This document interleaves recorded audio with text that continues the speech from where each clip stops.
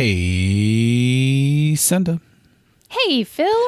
Can you run a game for us right now? Yes. Yes? Yes. What do you want to play? The game, or yes, you can run us a game right now? Which? Both. Cue music.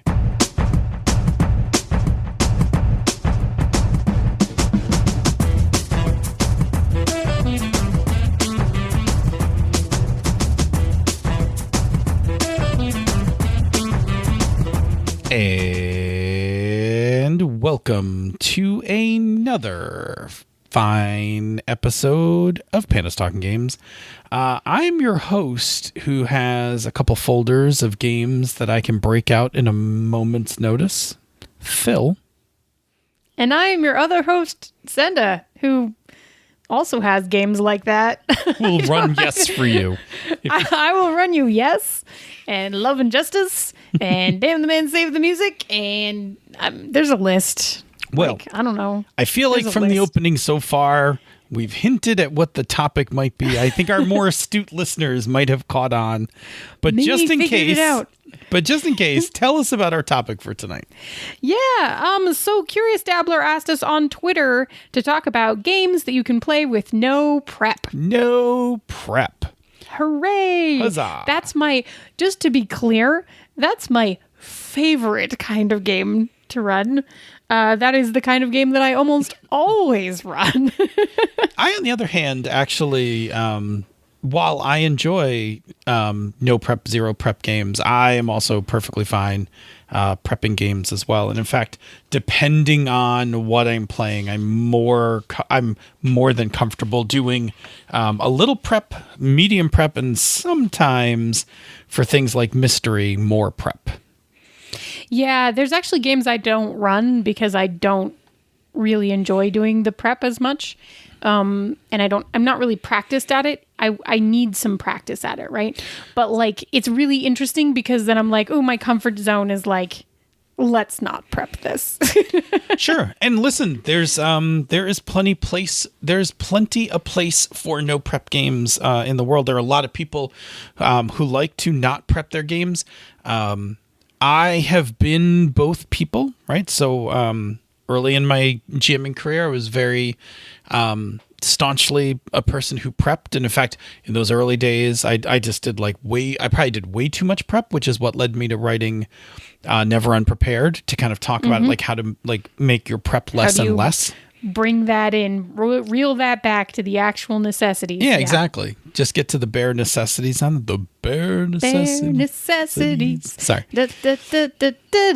Oh, you can't make me sing tonight, as we've already experienced at the beginning. It's just a thing. But I've gone the whole other way, right? So I did a whole stint in the 20 teens of playing, zero prep games and ad hoc and all of that.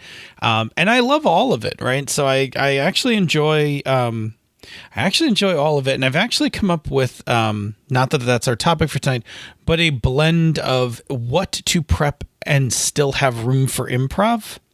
Yeah. I think that is probably worth a larger... Yeah, that could be worth a discussion too, because I would be lying if I said that I never prep anything, but my prep and your prep look pretty different sometimes. Yeah, that's okay. Maybe that's a future topic. We won't worry about that tonight. But tonight is about no prep for later. No prep, zero prep games, which we're going to define. And I'm going to tell you that right now that this definition does not hold. This definition will not hold water well. We're going to punch holes in it in a few different places, but I think in this case, this definition will achieve the spirit of what we need without really it being very good to the letter of the law, so to speak. So a zero prep game is a game that does not require the GM to do any prep in advance of playing the game, right? So in a very traditional kind of game, like I would have this game, I would learn the rules, I would have an adventure, whether I bought one or whether I wrote one, that I would prepare.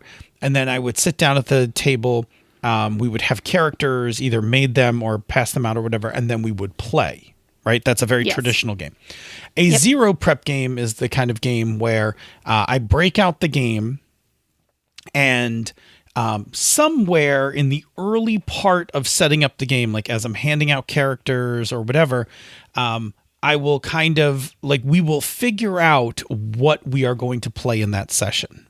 Right? Yes. Whether it is going to be something like, and we'll talk about this in a little more detail, whether it's going to be something like picking out a play set as a group, or rolling on some random tables to come up with some ideas that I'm going to like quickly incorporate and make a story out of, or perhaps the game just does like perhaps the process of playing the game actually also tells you how to run the game. Yep. And we're going to have examples of all of those tonight. Every one of those ones I just named, we have examples for all of those. Yes. But that is a zero prep game, right? So a zero prep game, and really, and when I talk about this, remember at the beginning of this, I said the spirit, right? The spirit of a zero prep game is a game that you can get to the table very quickly, that you did not have to do a bunch of stuff beforehand, like to get it ready for the table. Yes. I am also going to tell you that before the show is over, we're going to completely talk about the opposite of that. We're going to totally mess that up. And it's okay. But we're going to make okay. a point out of it. Yeah. Okay. Good. So, Senda, what is the appeal of a zero prep game? Like, why? Like, what is it about a zero prep game that, like, is cool? So, it's really interesting because there's really the list of reasons that you might be looking for a zero prep game is like the list of reasons why you might not have prepped, right? Or why you might not want to, or why you might not have the spoons to, in a lot of ways, right? So like if you're playing on short notice, this is a thing that used to happen to me, right? You're having a game day at your house. You thought it was a board game day. And suddenly, like, 3 people are like, oh, man, I've really been wanting to try role-playing games. And you're like, all right, cool, let's do it. You got a couple hours? I'm in, right? This has been me. I've done that. I did not plan to run a game that day. So short notice for whatever reason, right? You know, 5 friends swing by from out of town and are suddenly at your door. And you're like, cool, let's play a game, right? That's short notice. You might be at a con and... there's a number of ways this can happen at a con, right? Like you find yourself all sitting in the same corner and nobody has a game this slot and you're like, cool, let's just play something. Or you end up filling in a slot for a GM who didn't end up showing up. And you're like, cool, I can just run us a thing so that we don't all like go away disappointed. Right? So there's a number of kind of places that slot's in. We're all playing games all the time at a con someday at cons. And this is the one that actually happens to me probably the most frequently right now, coming out of the 2020s, which is when someone can't make a normal game, right? So if the composition of your game group changes drastically and you don't want to play your normal game on that night, but you still want to play something, like you may not have prepared anything. So like, cool, play something else for a night, and then come back to it. Yeah. Yeah, absolutely. And I've had, I think, every one of those, right? Yeah, me too. I've had every one of those crop up from friends coming in out of town. The con one's a big one. It's huge. And it's Pick huge. up games at cons, yeah. Yeah, and it's huge because if you're somebody who preps a lot or plays games that require a lot of prep, like it's hard to just be like, oh, okay, I'll run you guys something. Right. Like you're like, oh, let me prep something between my other games and we can play tomorrow. Right. Yeah. It's like, there's definitely a spot for it. I'll say like another thing about zero prep games is like, if you are short on time, so like, let's say you had every intention of, let's say you had every intention this week of prepping your game for Friday, but you just get slammed at work, right? Like there's an uptick in tickets or issues or like something melts down and you basically spend your week putting out fires. And you know, either you're working late or you're just spent after the, like, you know, like you're working late, you're crunched on time and you just don't get it prepped, right? But you still want to play, right? This is like another place where a zero prep game comes right in, because it's exactly what it's designed to do, right? Like, oh, didn't have time this week to get your prep done? No problem. Bam, let's play. No problem. You don't need no prep. Yeah. And then this one actually happens. I don't know if it always happens for me, but it feels like it's been happening a lot for me. And I can't imagine that I'm the only one coming out of the, again, the last year of situation that we've been in, globally, and continue to be in, to differing amounts depending on where you are. And that is when you are creatively spent. So sometimes it is just hard to have creativity. And sometimes that's because you had a rough week at work. And sometimes that's because there's, a global panini and you just don't have the brain space for creativity because we, had to do kind of a marathon version of everybody be in survival mode. And that's definitely a thing. And it chews through your creativity significantly because your focus is on other stuff like, are you going to have toilet paper? Or sometimes it's just one of those weeks where you're like, I got nothing in the tank for whatever reason. It totally happens. It just happens. And sometimes it's a big thing and sometimes it's a little thing. And sometimes you walk up to the game that you thought you had prepped that night and you're like, this just doesn't feel right and I don't have the juice to run it. Let's play something else, right? So if you're creatively spent or you don't have the emotional energy to run the thing you were intending to run, right? If I just had a rough week at work and the game that I was intending to run at the table tonight involves a lot of emotional energy, the game that always comes to mind when I think about really would not be able to play at all times is that my friend Wen and I sat down and played through the epilogue of our Tales from the Loop game one day as a one shot in which he died. And it was intense. And we both knew, we knew exactly what it was going in. I actually wrote a news article about it with him. About, we knew going in, the storyline was that he was going to die because, he was being taken over kind of by a Venom suit style thing, right? So, we knew the end point of that story walking to the table that day. But, there are days that I would not be able to play that, right? Sure. I might not always be able to do that. And if you have something planned like that at your table and you're like, y'all, today's not the day. Can we try it again next week? I got this other thing, right? Absolutely. So creatively spent, whether that's creatively spent in terms of creativity to actually prep with, or whether that's creatively spent, I don't have the emotional energy for this thing that I did prep for. I don't have the energy to run this right now or to play this right now. All of that, right? You don't have to put juice in if you don't have juice to put in. Yep. Yeah. And I mean, ultimately what this comes down to is you want to play a game, but you are unable to prep the game, right? Yes. And this is what we wind up being envious about board games, right? Yeah. So board game folks, when they want to play a game, they just pick up the game and play it. They pick up the box off the shelf, they put it on the table, and then they play the game. Yeah.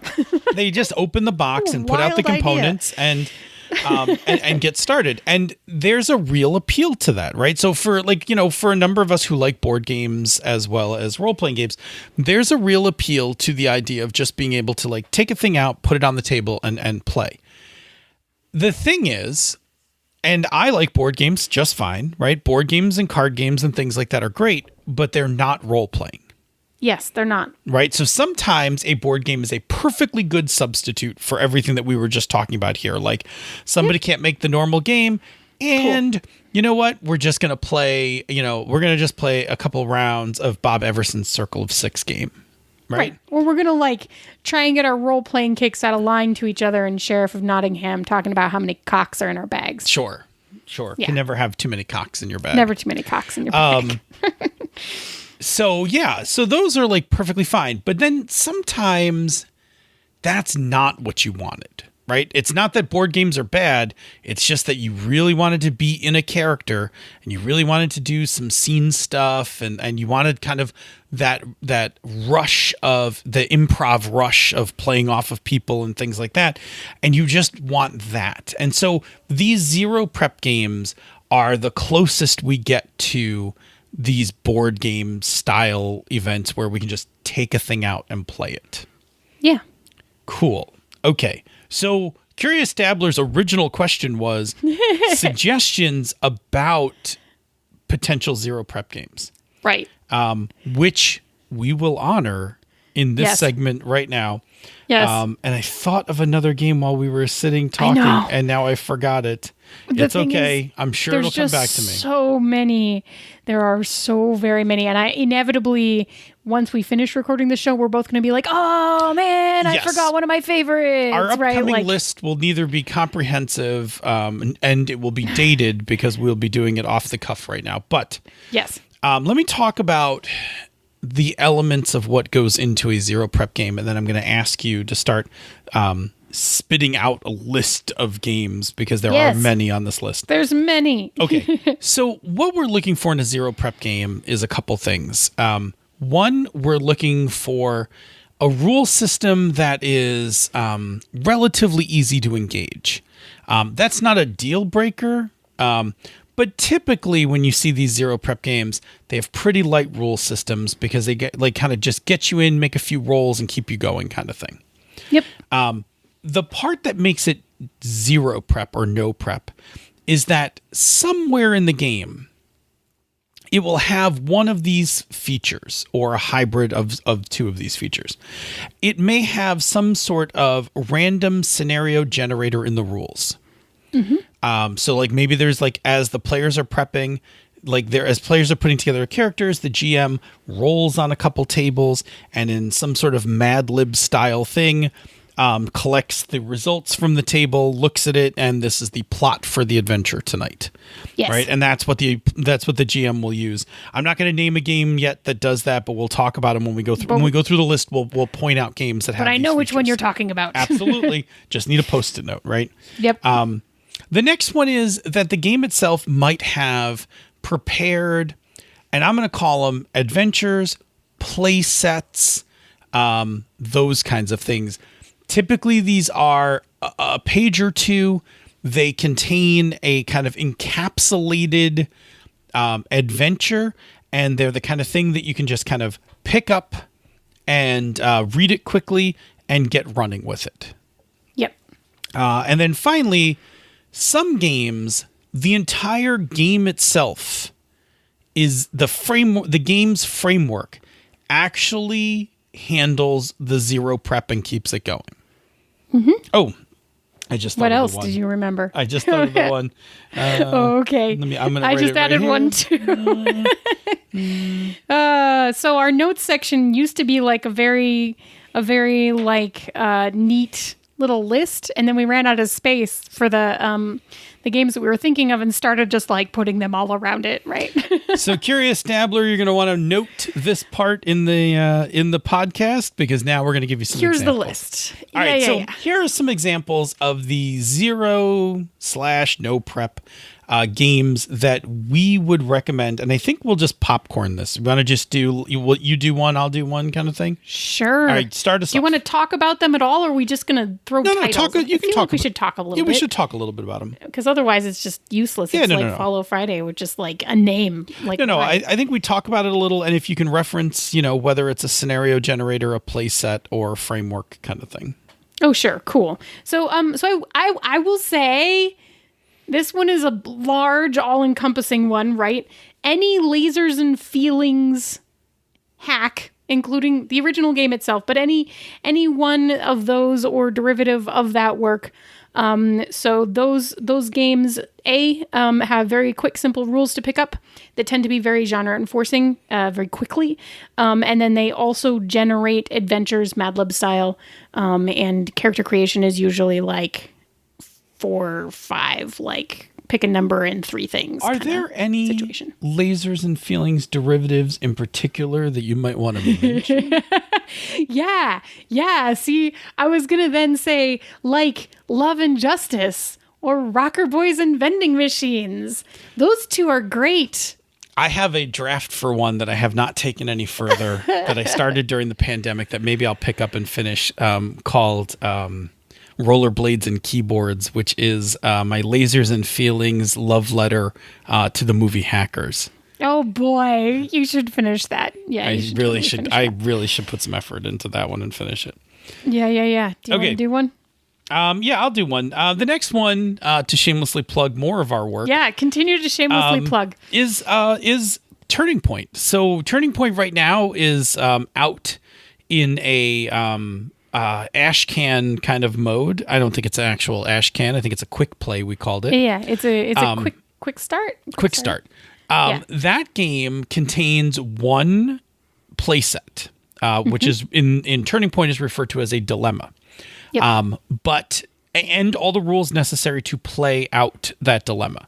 And all the rules written in such a way that if you don't even read them in advance, you can literally sit down at the table and read them out loud as you go, and it will just walk you through the setup into that dilemma. It will indeed. Yes.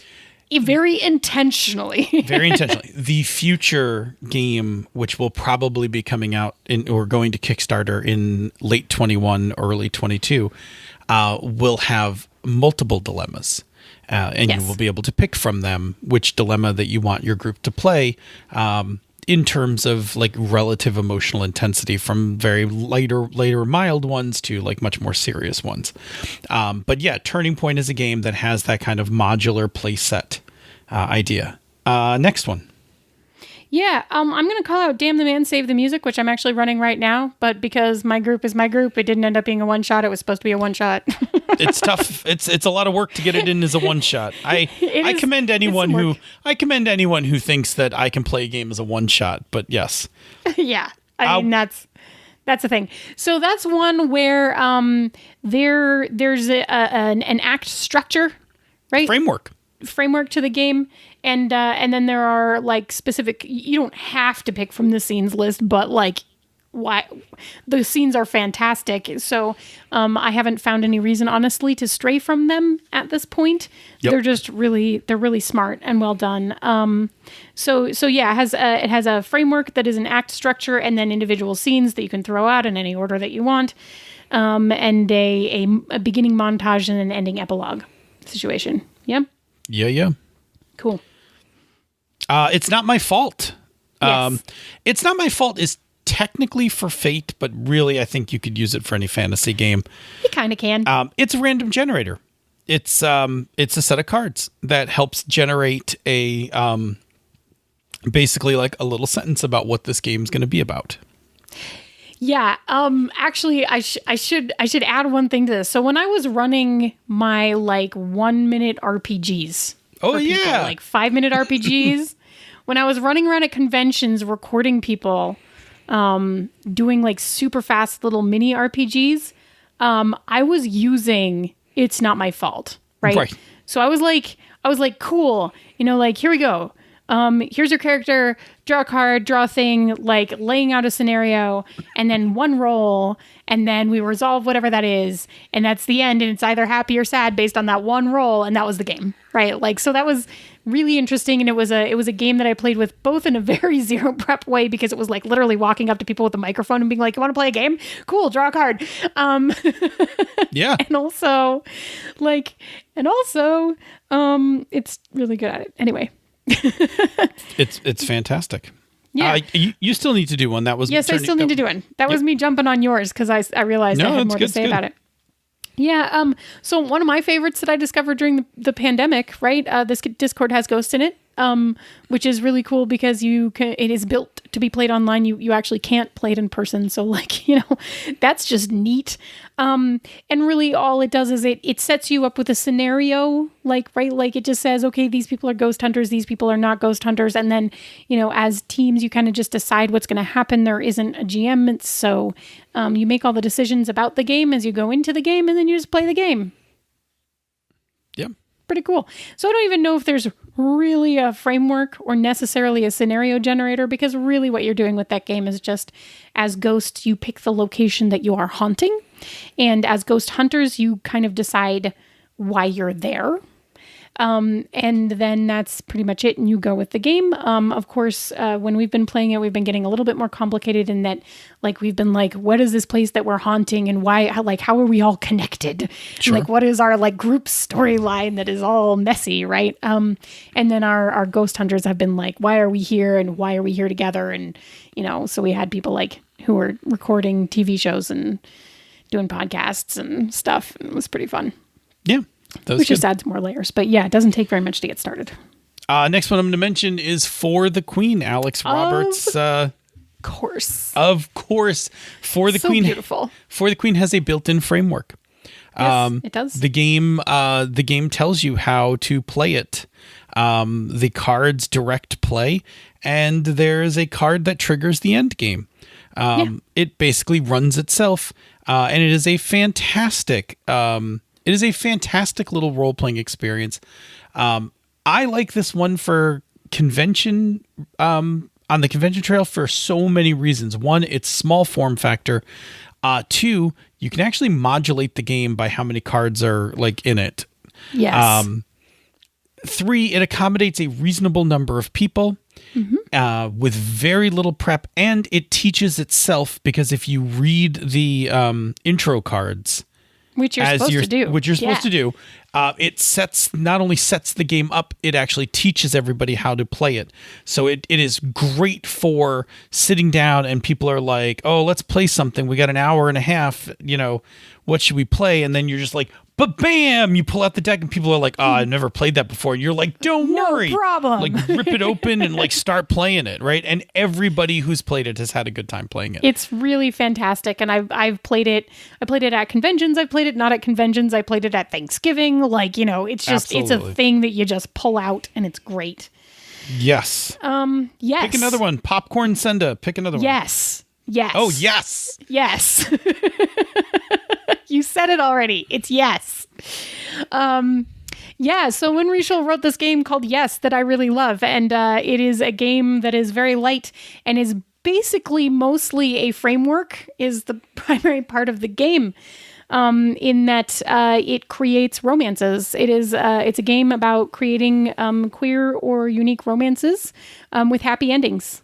So like there's a framework for it, and you follow the scene structure and you go through, and it's super quick and easy to get into, and it's great because romance. I'll pick another one. Fiasco. Yeah. Fiasco for me was like the watershed. I mean, there are obviously games that happened before this.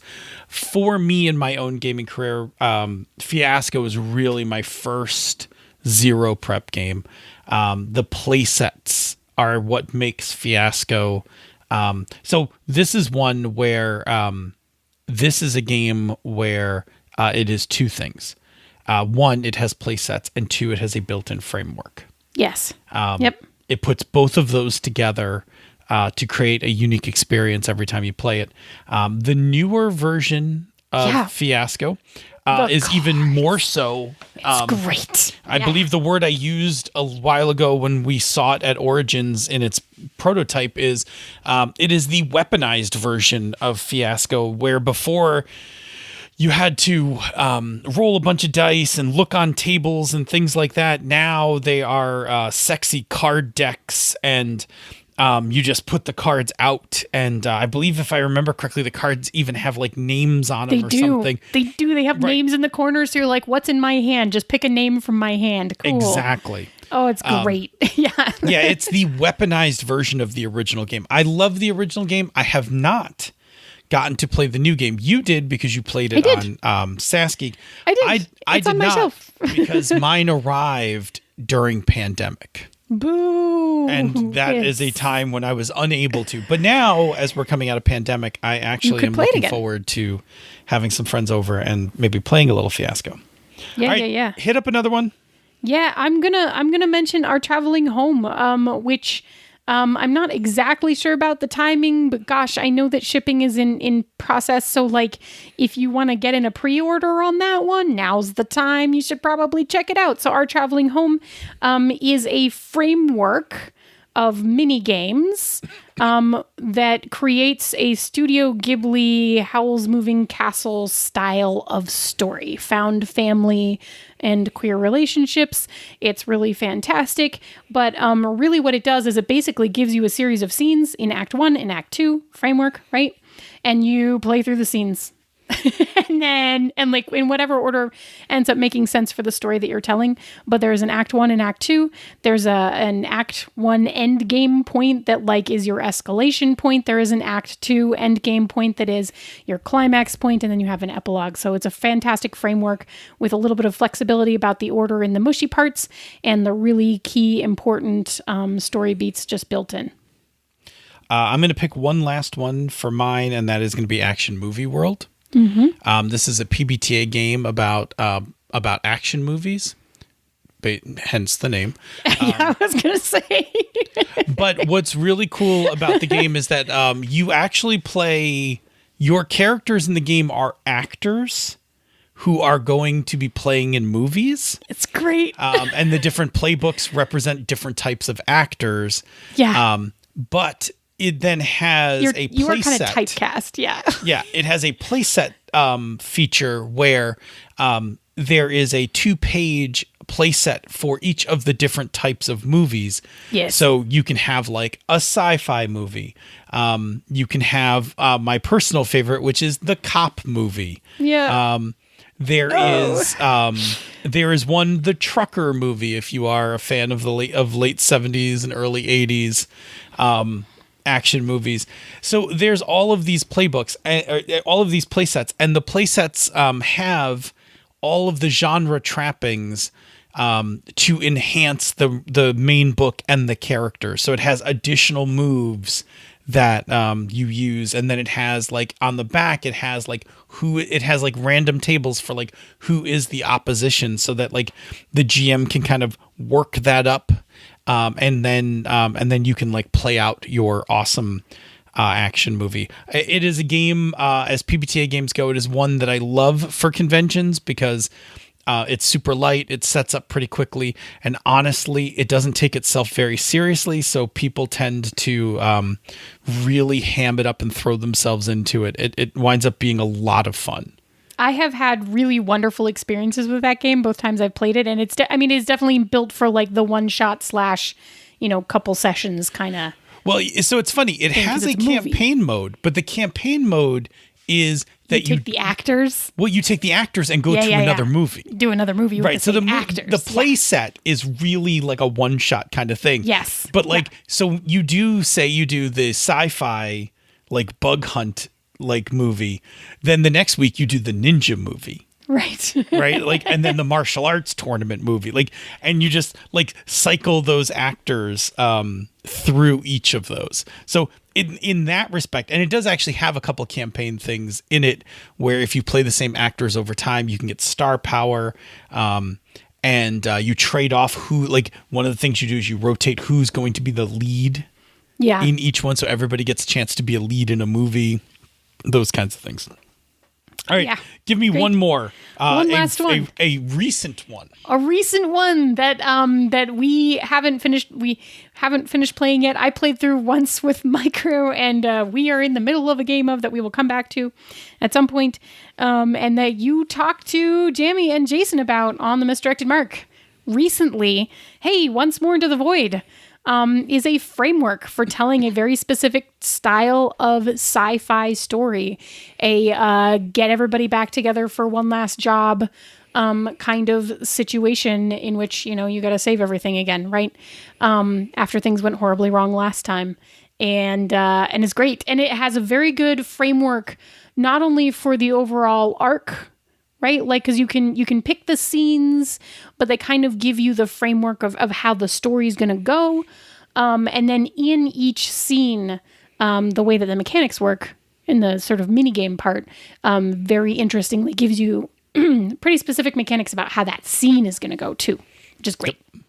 You don't have to think about it at all. It's fantastic. I love it. It is. It has also inspired us for the thing that we were missing for Ditch Lilies. In the Ditch Lilies, we're going to come back. We're going to come back on design for the Ditch Lilies game and borrow some of the structuring from Once More Into the Void.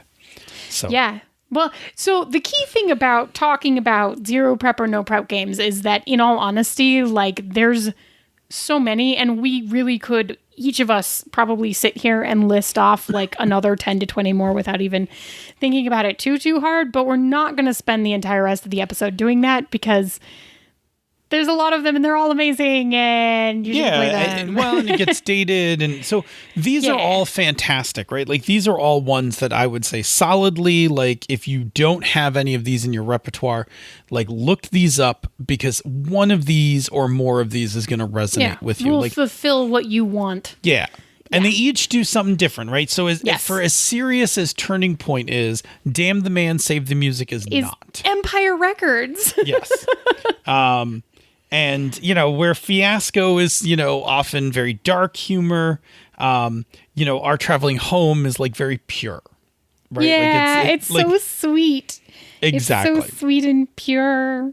So, so by all means, hit up this list, check them out. And if you have suggestions and you want to tweet them at us, like, of other games about that are zero prep games, feel free. We are always on the hunt for picking up new zero prep games. I want to hear other people's favorites. Those are some of ours. Okay, we're going to take the last couple minutes of this episode, and we're going to talk about making a game zero prep. We're going to take our definition and break it. Murder it. That's what we're going to do. Right, because here's the thing. When we talk about those con situations, friends coming into town, those kinds of things, sometimes, like, we want to play, like, sometimes our comfort zone is a game that is not made for zero prep. Right. But we would still love to be able to, like, quick drop it on the table. Yeah. So there's a way to do that, but it involves prep. Now, here's the difference, right? It involves prep at some time in the past, not specifically prepped for a particular event. So it therefore doesn't completely violate our definition. It only makes it mushy. But it does kind of, like, also maybe it doesn't count. But it is important, because there are times where you want to bring out a game, like in a like sitting around at a con, and you would like to play it, but it's normally a game that kind of, like, relies on prep. So here you can actually just make your game zero prep by going through and preparing some of these things. Do you want me just to kind of run through some of these, and you want to just, like, bounce comments off of me? Yeah, sure. Go for it. So firstly, characters, right? So if your game that, like, if the game that you're talking about that you're really grooving on has kind of an involved character system, then what you're going to want to do is just make some pre-gens.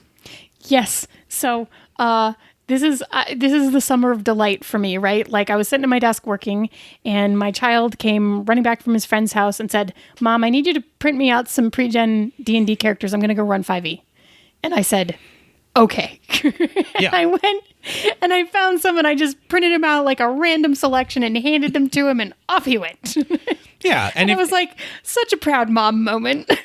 Yeah, absolutely. Right. And so, like, but normally, like, if you're going to, like, play D&D, like, you have to go make a character. And if your character is not first level, then it's a whole then thing. It's even right. Then it's even more. And if you're doing, like, I mean, like, back in the day, and I mean, I don't play anymore, but back in the day, like, when I was doing Pathfinder, like, a lot of work went into, like, making a 10th level character. Right. Is that not how? I haven't played enough 5e to make a 10th level 5e. No, I heard 5e's. I heard 5e's far less. Far less intense in terms of building characters up. I mean, let me just say this. For Pathfinder, I did all my stuff using Hero Lab, right? Like, I used software assisted Pathfinder. But anyway, I just started at level 1 and, like, kept going. No, I get you, but that's where Hero Lab's great, because it handles all of that and then makes you the character. Times, but right, then makes you the character sheets. Anyway, so you should pre-gens. Pre-gens if your game has intricate character generation. Yes. All right. The next part, I'm going to jump over my own notes here. Mechanics. If your game has things like complicated stat blocks or whatever, prep some stat blocks, right? Make them cut and paste them onto a page, just like all the common ones. Like make yourself a page that has like, I don't know, all typical things you'd find in a dungeon from like, first through third level. Yep. Kobolds, bugbears, goblins, hobgoblins, green slime, whatever. Boom, boom, boom, boom, boom. Just put them on a page, right? Double side it, whatever. Then you have that as your kind of quick reference, right? So like prep that, like put that together. Okay. Next is your plot. So you could prep an adventure that like you bought, right? You could buy like a module because I'm so old, right? Because that's what we called them when I was younger. I still call it that from time to time. You could buy yourself an adventure, prep it up, right? Or maybe you download it off the web. Maybe somebody else wrote it. You went on to drive through. You bought like a 99-cent adventure, whatever. It doesn't matter. The point being is that somebody kind of put it together, and you then kind of read through it. And it could be something that you've never run before, or in some cases, it could be something you've run plenty of times for different people, because honestly, if you've run it a bunch of times, you've kind of already internalized the game. It gets really, really easy to zero prep something that you have run before, especially if you've run it multiple times before, which basically means that anything that you've thrown out at a convention before, like, I mean, I don't know how everybody else does things, but I tend to run things at conventions, multiple times, maybe across multiple conventions, maybe like this a couple times at this convention and then once at the next one and then a couple times at the next one kind of thing, right? Like you just get really good at those. Those are the kind of adventures that if anybody walks up to you and you're like, oh my gosh, can we do a game? You're like, yes, let's do this one that I know really well. So for Hydra Hackers, every year that I take Hydra Hackers to a convention, I write a new adventure for it. So that you're not bored. So I'm not bored, right? But yes. But I run that adventure multiple times. So like, for instance, if push came to shove right now and somebody like popped in and was like, hey, can you run me a game? We would be playing Broken Main. Yep. Broken Main is like probably one of my simplest Hydra Hacker adventures. It is a strong hook. It gets you started really quick. We can whip up characters and then we can start playing like within 30, 45 minutes. We could be like well into our first scene. Okay. Yep. The other thing you could do is you could get for your game that your game that you love to run, you could buy or build a random adventure generator. Yeah. If you go on a drive-through, you will find all sorts of people have made random table generation things and tools and gadgets and things like that. People have made plot generator, web pages, apps, all of those things. You could, if you wanted to, say, for instance, I'm not going to pick on 5e, but I'm going to say, like, let's say for 5e, you made some pre-gens and you have, like, you went on to drive through and you bought a random adventure generator, and you have your sheet of all your stat blocks for common opposition. Sure. You could then like engage this random adventure generator, quick whip up a thing about a missing caravan and a kid and a cave, and like look at your list of already set stat blocks, and boom, you're off and running. It's adventure time. You could just totally run that without even thinking about it. Yep. And that becomes a very much a zero prep style game, because you did the work a couple months ago just to have it in your kit just in case, right? Yep. And here's the thing. When pre-pandemic, I had a few games like that in my convention kit. Yeah. Like prepped and ready to go. Like they were not zero prep games, but I had like one or two games kind of prepped from previous times that I've run it. Like for instance, my Dungeon World Dangerous Space Jail adventure. Yeah. Right. Dangerous Space Jail is definitely not a zero prep adventure, right? It's like a full adventure kind of thing. But I had run it a whole bunch of times, internalized it. So like I had all the Dungeon World stuff necessary that in a folder in my bag, so that if people were like, oh, I want to play something fantasy, I'd be like, here we go, Dangerous Space Joe. Yeah, bring it. Let's do it. I will say that another one that I always keep a stock of material for is Swords Without Master. Heck yeah. I have a Pinterest board Yep. of fantasy art that is the my GM inspiration for an adventure. And all I need to do is, if somebody wanted to play it, as long as I have the materials together, and that's going to be my last thing in a second, as long as I have my materials with me, while I'm getting that stuff out, I can quickly open up Pinterest. I can zip through. I can just pick an image. Yep. And think about it for a second and be like, cool, this is our Eidolon for tonight. Yep. All right. And then lastly, put all this stuff together into like a folder or kit, right? So the more intricate your game is, like for instance, for 5e, you don't really need that much. As long as you have access to the rules and, you know, maybe that reference table of stat blocks or whatever, you can get going. Maybe you want to have some random dungeon, you know, either cards or tiles. I have some dice that make random dungeons if you roll them or not.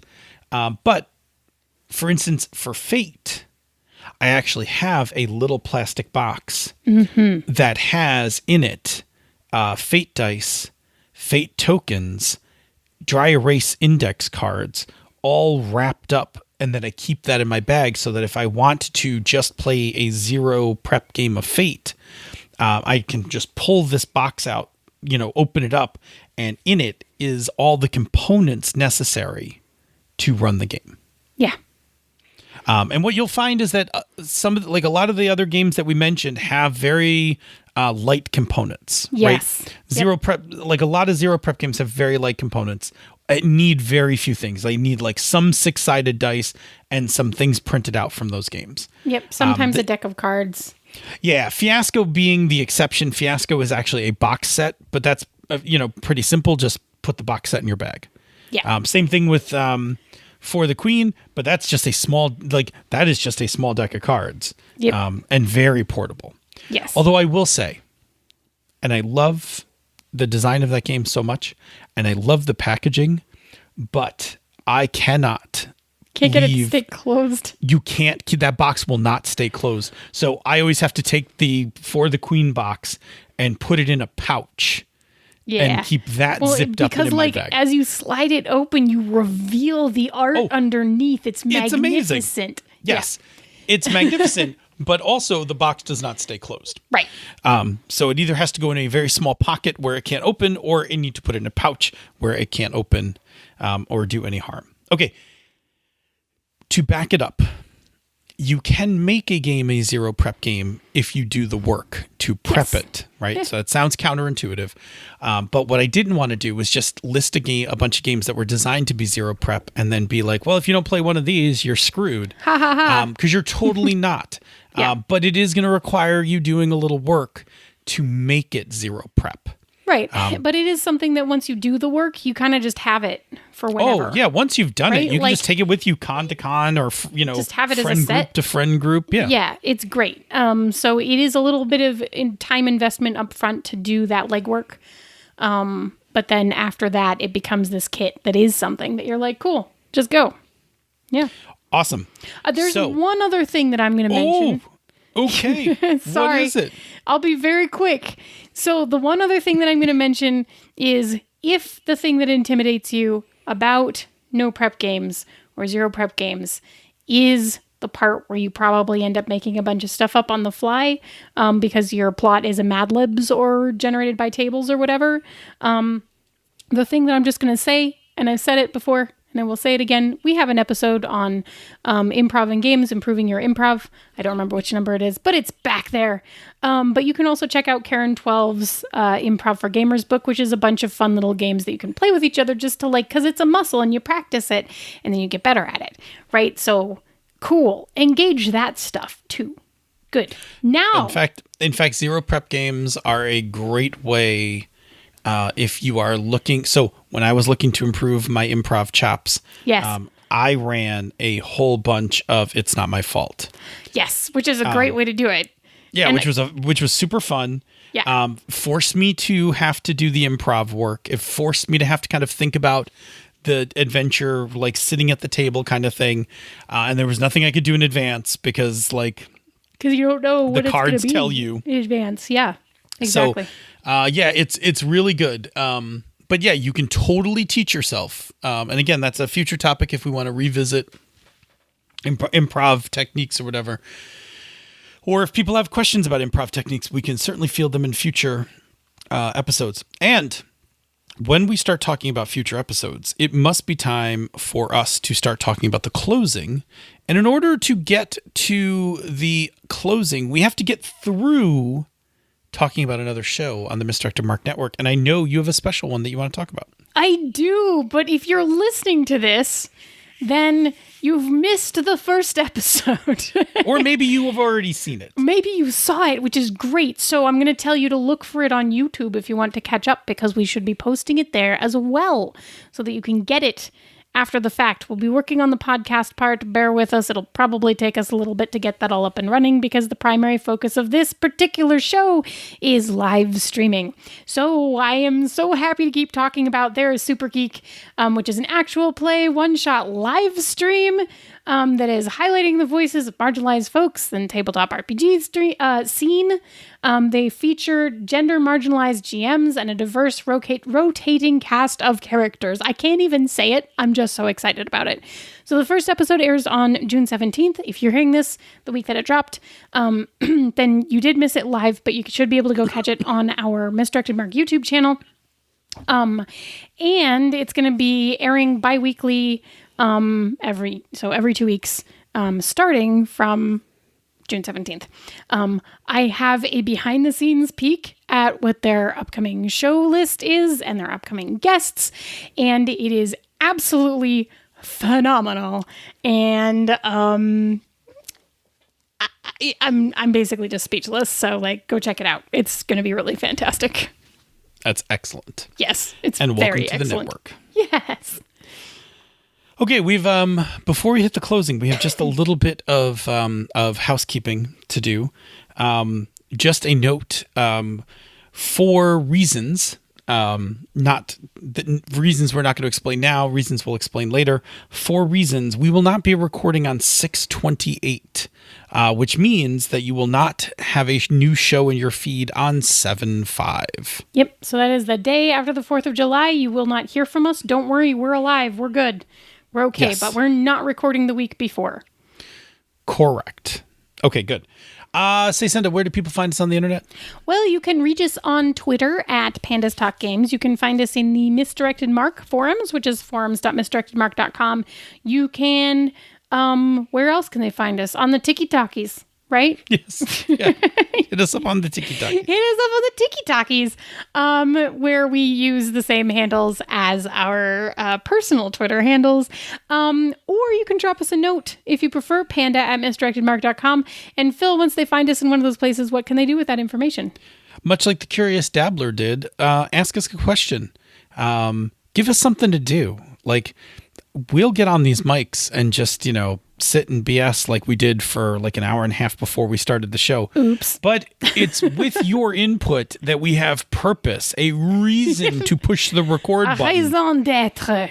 A Yes. raison de record. To record.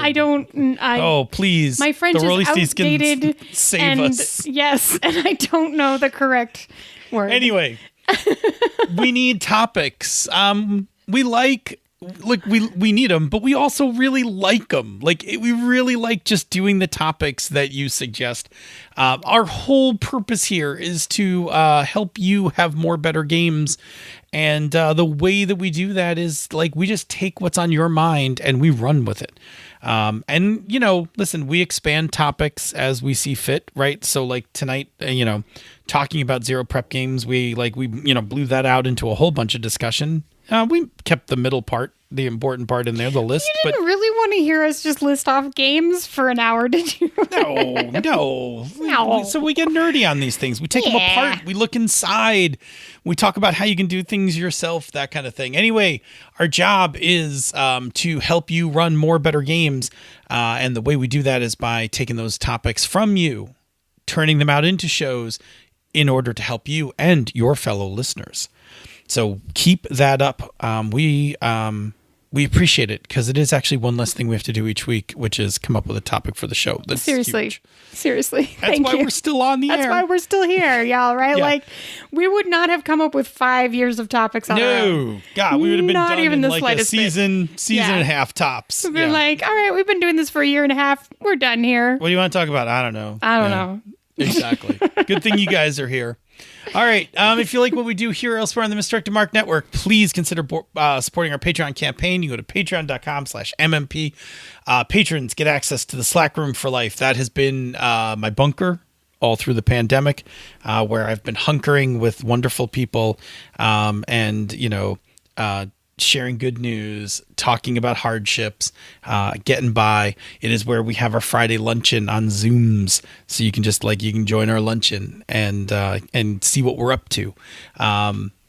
You can chat on various topics with the other fine, fabulous listeners of the Misdirected Mark family. Even I make an appearance there every now and then in the chat room and stuff when I'm not super busy at work.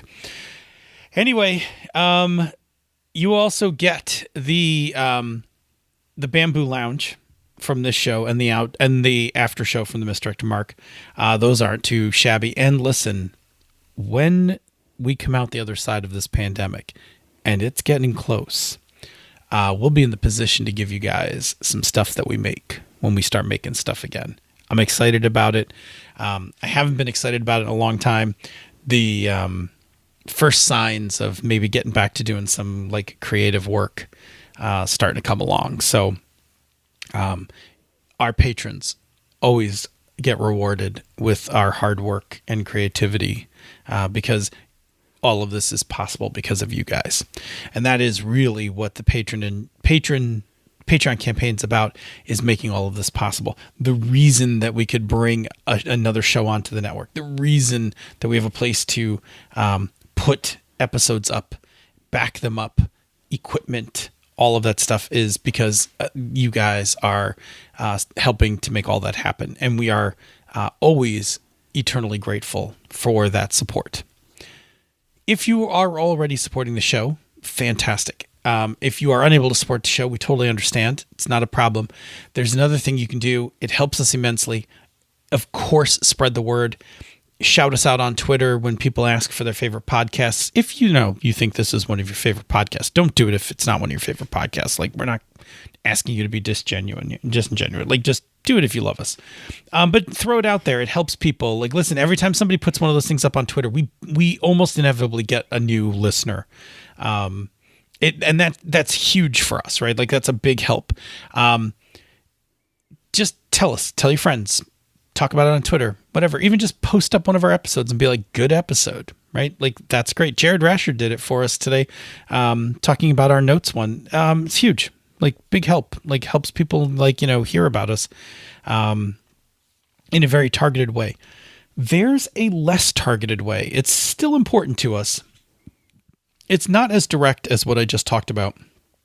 It's still helpful, and Senda's going to explain what it is. Yes, you could leave us a rating or review on Apple Podcasts or the podcatcher of your choice. So if Apple Podcast is not your thing, no problem. Go do it wherever you listen to them.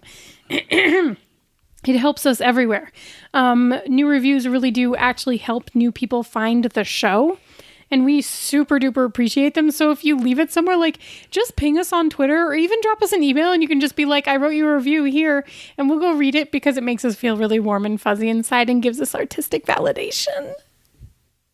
We like being happy, artistically validated pandas. Indeed. Say, Senda, show me what Zero Prep game you're going to run for us. I'm in the middle of running down the Mitsubishi music. Show me what you got. Show me what you got.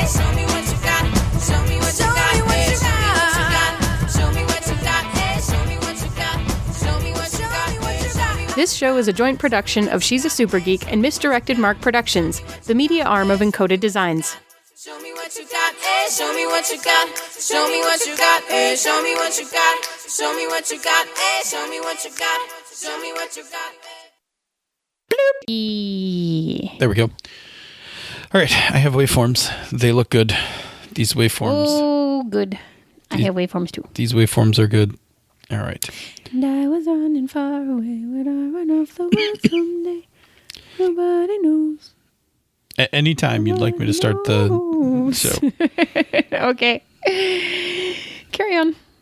Am I at the beginning of the show notes? No, the answer is no. I was on like page 3. Good. Carry on. Here we go.